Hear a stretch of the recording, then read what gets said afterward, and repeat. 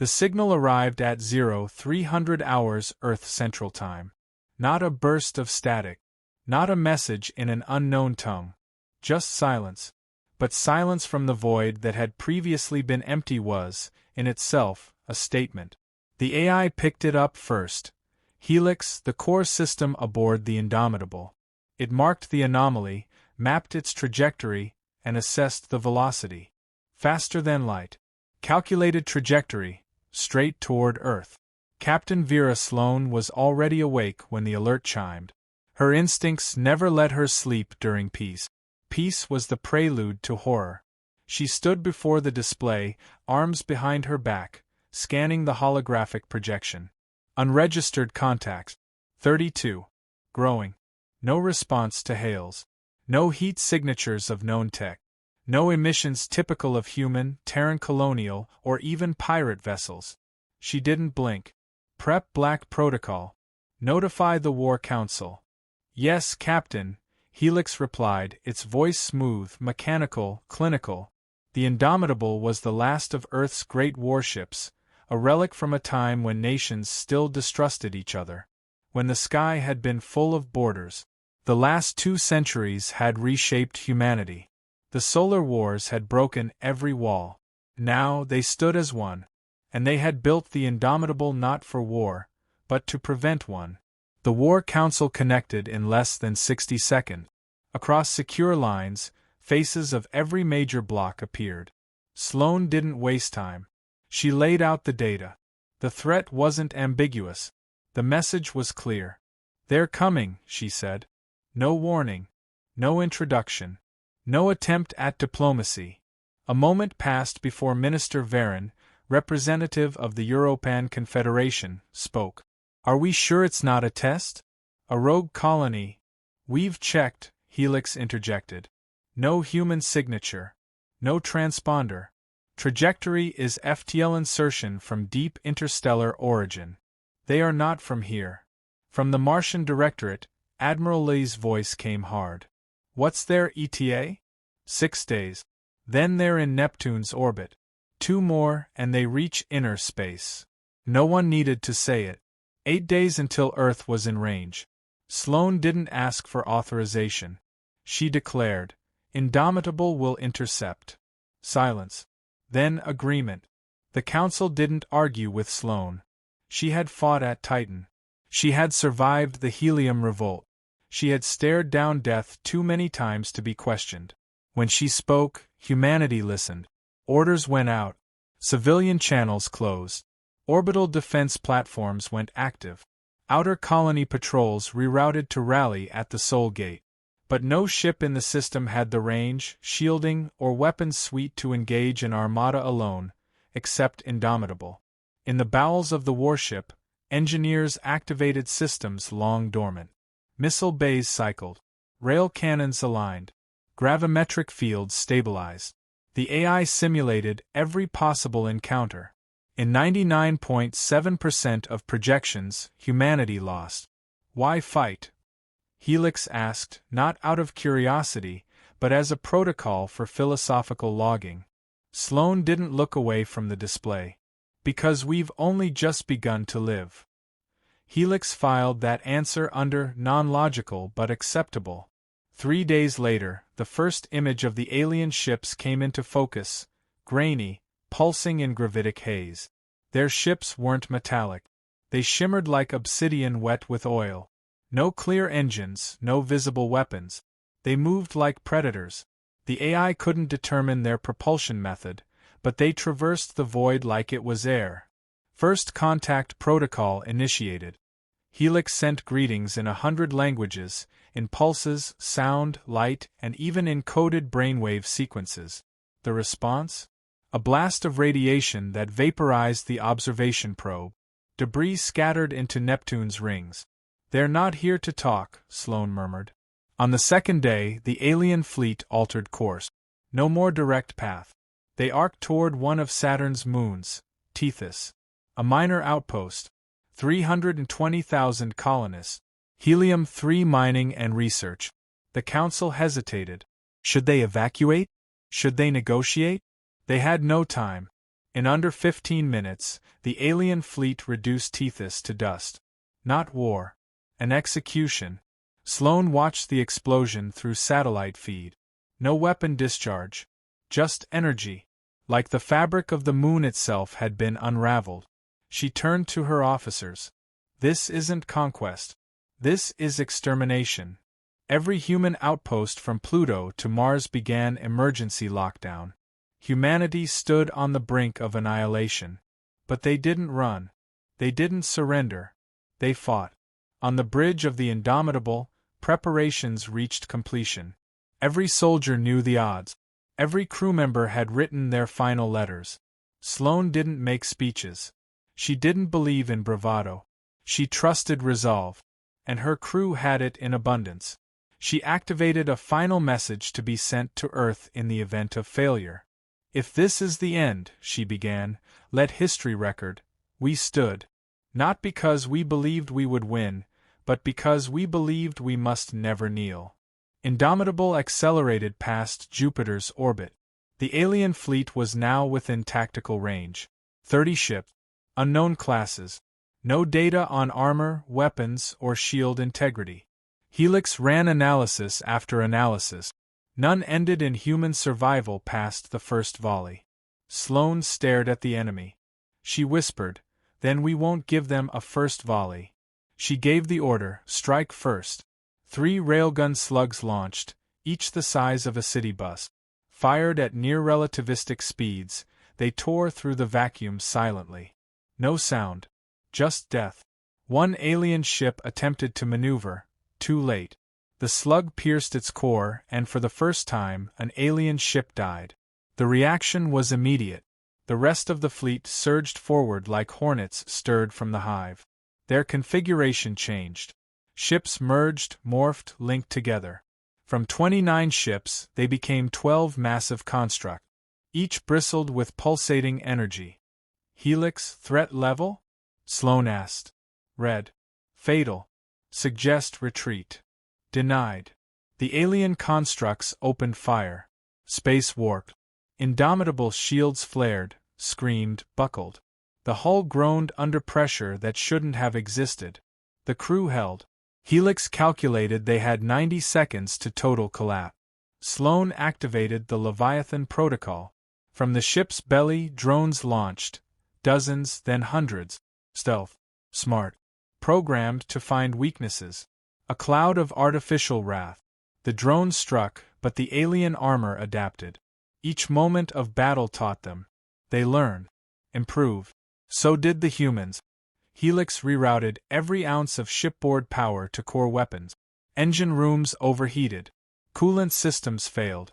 Engineers burned their hands on controls. But no one stopped. Every human on that ship knew they would not live to see Earth again. That didn't matter. They weren't fighting for life. They were fighting for humanity's right to exist. At the 50-second mark, Sloane initiated Maneuver Delta V. A suicide spin through enemy formation. A calculated risk. Impossible for computers alone. Helix protested. Sloane ordered manual override. The Indomitable twisted through space, dodging weapons fire by nanometers, threading the gap between twin beams of antimatter. The main cannon fired, once, twice, 3 times. Each shot obliterated an alien node. Fire. Death. Silence. Alien ships fractured. But the price was steep. Deck 9 breached. 113 dead. Hydroponics gone. Shield generators flickering. The ship was dying. Sloane stood firm. We hold. The silence after the battle was unnatural. Not peace. Just the absence of screaming metal, disintegrating matter, and alarms. The void felt heavy. Sloane stood among the fractured remains of her command. Nearly half the systems were offline. Helix ran diagnostics in fragmented cycles. The hull was barely holding atmosphere in some compartments.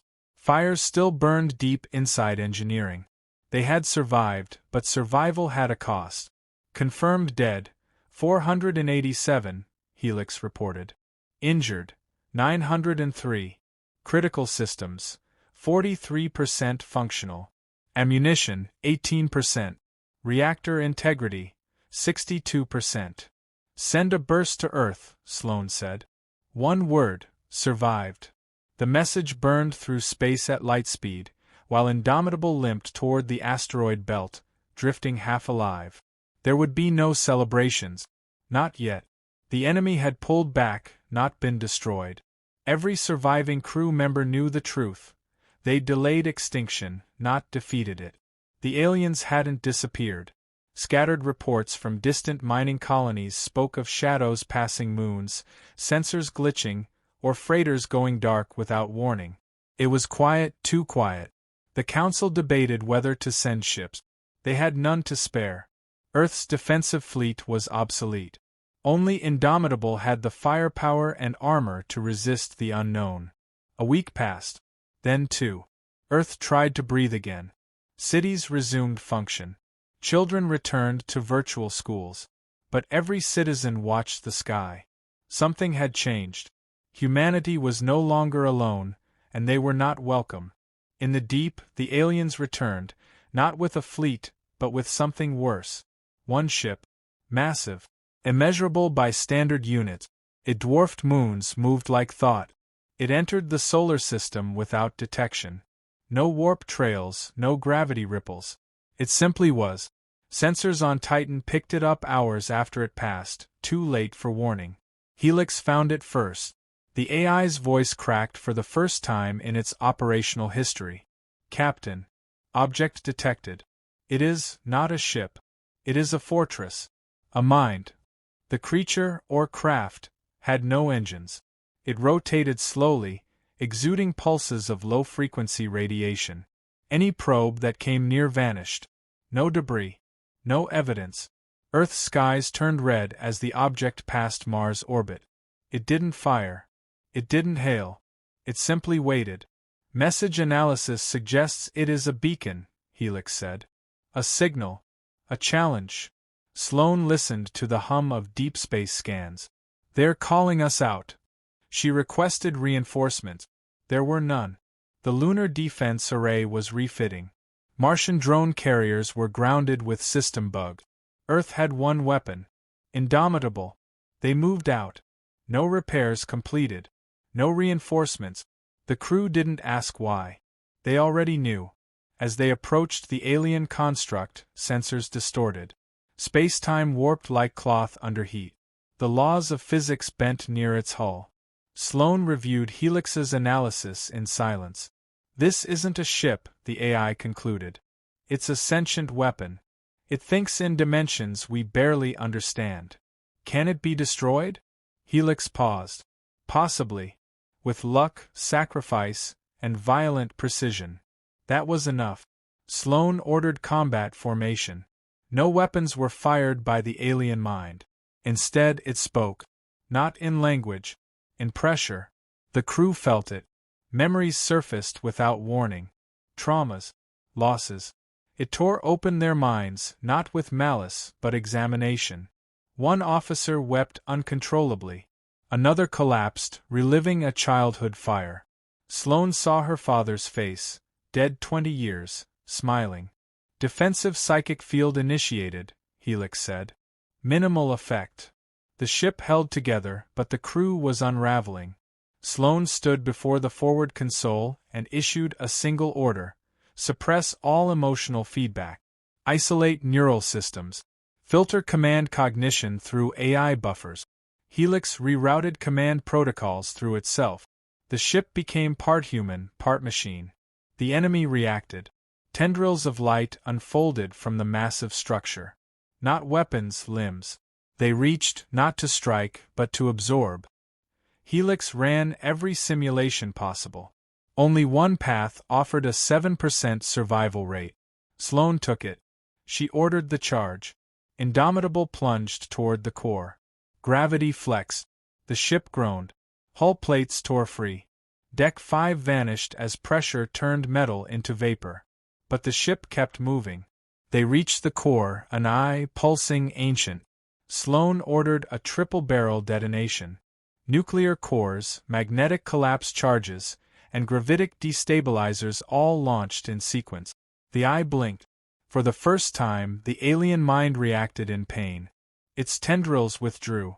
Space around the core shimmered, refracted, collapsed. A piece of it died.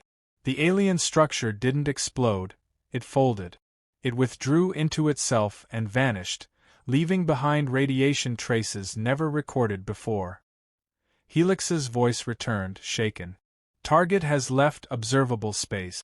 Status: victory unconfirmed. Casualties? Sloane asked. Crew count: 927 surviving. 1,043 dead. Over half. Sloane slumped, exhausted. Did we kill it? No data. Back on Earth, the signal reached the Council. Relief was muted. They'd bought time, nothing more. But something else happened. A pulse from deep space. Not from the original enemy, but another source. Helix decrypted it. Message: we saw you stand. We are coming. You are not alone. A second alien species. Unknown. But different. Sloane read the message twice. It wasn't a threat. It was acknowledgement. Helix continued analysis. New contacts emissions match theoretical profiles from Kepler 442b. Ancient signal set. Possible sentient observer network. Observation? Sloane asked. Yes. Like a test. They watched. Now they're moving. The war had started with annihilation. Now it was evolving. The galaxy was waking up. Earth's position had changed. No longer silent. No longer invisible. The broadcast went galactic. Humanity had survived its first test. And now eyes turned toward Sol. Not as prey, but as contenders. Sloane stood on the command deck of a half-broken warship with most of her crew dead and her future uncertain. She looked at the stars and said the only thing that mattered. We're not done. Helix cross-referenced old radio telescope anomalies with the new frequency band. They have been watching for centuries, hidden, quiet. Now they speak. Not in desperation. In interest. Sloane wasn't interested in curiosity. She wanted numbers, plans, and capability. Earth was weak. Indomitable barely held together. Civilian morale was stretched thin. Even with the alien threat beaten back, Earth could not withstand another offensive. The new arrivals didn't attack. They arrived. 7 ships entered Sol space. Not through conventional movement, but in deliberate quantum shifts, appearing just beyond Neptune's orbit. No known propulsion. No trails. Just presence. Each vessel larger than Indomitable, layered in moving hulls that shimmered like ideas rather than alloys. The vessels didn't broadcast hostility. Instead, they requested dialogue. One word in universal physics: convergence. The Council panicked. No precedent existed. No diplomatic corps was trained for this. Sloane was summoned, not just as a military leader, but as the only person who had ever survived a direct alien encounter. She didn't hesitate. She ordered Indomitable, patched, reinforced but far from whole, to rendezvous. The alien ships didn't move closer. They waited, orbiting in perfect silence. Helix interfaced with their data field. There is no aggression, Helix said. Their systems respond to curiosity. They've observed sentient species across multiple galaxies. They wait for those who survive first contact. And then what? Sloane asked. They offer something else. An opportunity. The bridge crew was silent. What kind? She asked. Helix paused. Ascension. Earth was a child in the eyes of these travelers. They didn't bring weapons or warnings. They brought questions. Challenges in math, logic, morality, history. Philosophical dilemmas encoded into light, physics puzzles wrapped in neutrino wave. One by one, Indomitable systems deciphered them. Each answer changed something. Gravitic understanding deepened. Energy fields realigned. Old tech reinterpreted. Every successful response unlocked new blueprint. They are testing us, Sloane said. Like they tested the first ones. The ones we fought. Helix confirmed. Our attackers failed the test. They answered only with force. And we answered with survival. The crew responded faster now. Engineers reprogrammed fusion loop. Helm officers plotted new paths using gravitational shear previously unknown. The ship evolved mid-flight. Even damaged, Indomitable became something new. The alien ships moved. Not away, not closer. Around. They circled Saturn, released a sphere of dense crystal, and left it suspended in space. No explanation. No message. Helix interpreted. A gateway. To where, it couldn't say. The crystal contained unstable temporal properties, folding time into symmetrical layers. Sloane had a choice. Enter or stand still. Earth's council debated. Sloane didn't wait. The gateway opened. They entered. It wasn't another place. It was many places layered. A dimension of observation. Dozens. Hundreds of species preserved in simulation, memories of their final moments encoded in light. Sloane moved through a corridor of extinction. Civilizations crumbled before her eyes. All had been tested. Most failed. Then one memory recent. The enemy they had fought. Brutal, fast, instinct-driven. Not evil. Just singular in intent. It had refused the test. Declared itself superior.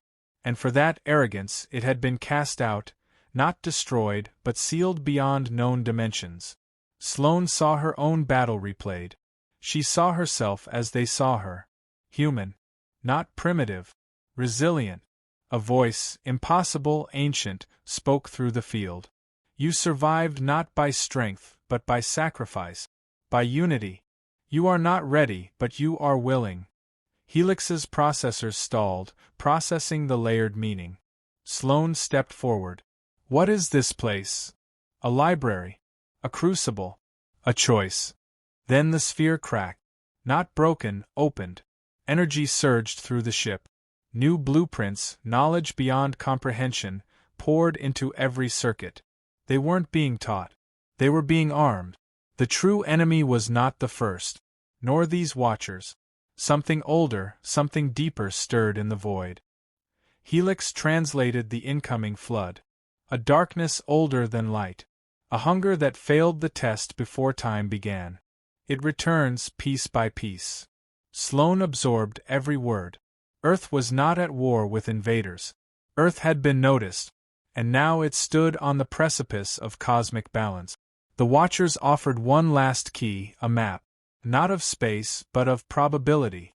Routes where survival was most likely. Paths that required decisions humanity had never faced. Each path led to confrontation. Not for territory. For future. Sloane accepted. The alien ships vanished. Earth changed overnight. Using the knowledge downloaded, engineers forged new alloys, folded gravity, eliminated combustion-based propulsion. Cities floated. Food scarcity ended. Disease became optional. But peace was not the gift. The galaxy responded.